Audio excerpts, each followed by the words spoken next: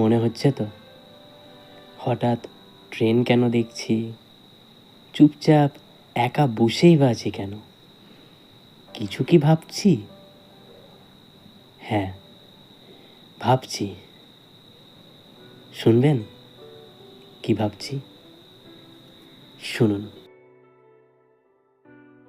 না, এটা কোনো প্রেমের গল্প নয়, তবে এটা একটা বন্ধুত্বের গল্প।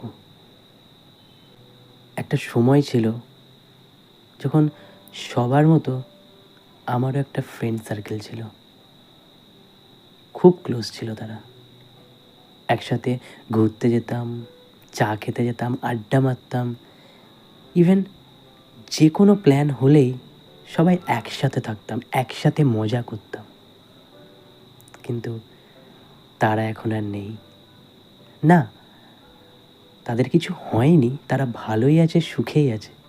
ইভেন ভীষণ সুখে আছে, কিন্তু এ শহরে নেই।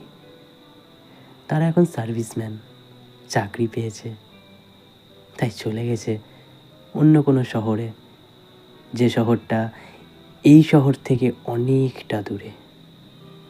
শুধু পড়ে থেকেছি আমি একা, বেকার হয়ে।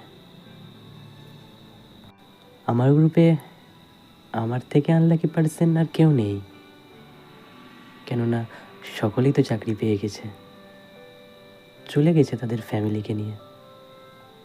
পড়ে থেকেছি আমি একা, বেকার হয়ে। সেদিনের কথা এখনো মনে পড়ে, যেদিন সব বন্ধুরা চলে যাচ্ছে অন্য কোনো শহরে চাকরির অফার লেটার নিয়ে।